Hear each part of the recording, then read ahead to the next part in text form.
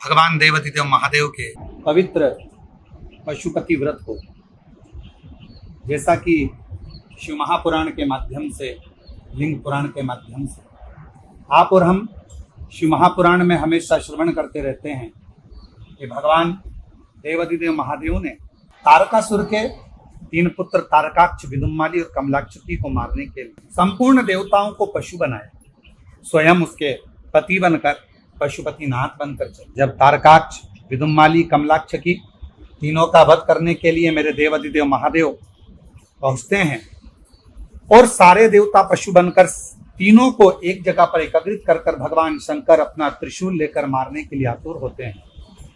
उसी समय भगवान एक पशु का बड़ा रूप धारण कर अपने सिंग से मारते हैं तो तारकाक्ष भगवान शिव के उस शीश को काट देता। भगवान शंकर का कटा हुआ शीश नेपाल पशुपतिनाथ के रूप में विख्यात होता है और धड़ केदारनाथ के रूप में विख्यात होता है। पर मेरे भगवान देवाधिदेव महादेव उसी धड़ में से फिर प्रकट होकर तारकाक्ष, विदुम्माली और कमलाक्षी का वध कर देते। मेरे भगवान देवाधिदेव महादेव स्वयं देवताओं को संतुष्ट कर कहते हैं कि आपने पशु का रूप धारण करा है, पर आप ये चिंता ना करें, मैं तुम्हें उस पशुपति व्रत के बारे में बताता हूं, जिस व्रत के माध्यम से संपूर्ण जीव का कल्याण कलिकाल में हो जाता है। वह मुक्ति का उपाय सुनिए और उसे कीजिए। जो दिव्य पशुपत व्रत को करेगा वह पशुत्व से मुक्त हो जाएगा। यह सत्य तथा प्रतिज्ञत है। हे श्रेष्ठ देवताओं, एकाग्रचित्त होकर जो अन्य लोग भी मेरे पशुपत व्रत को करेंगे वे पशुत्व से मुक्त हो जाएंगे, इसमें संदेह नहीं है।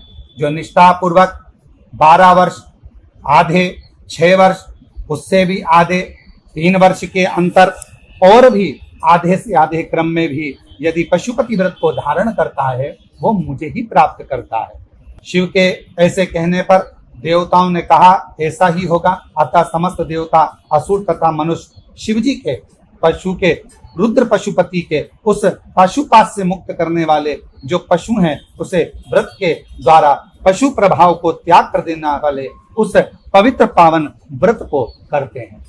शिव जी का ये पशुपति व्रत जो संपूर्ण विश्व का कल्याण करने वाला है, संपूर्ण जगत का उद्धार करने वाला है, ऐसे पशुपति व्रत की महत्वता जानकर सभी देवताओं ने भी अपने क्रम में पाशुपत व्रत को धारण किया है और कर भगवान शिव की कृपा आशीर्वाद को प्राप्त किया है। श्री शिवाय नमस्तुभ्यं।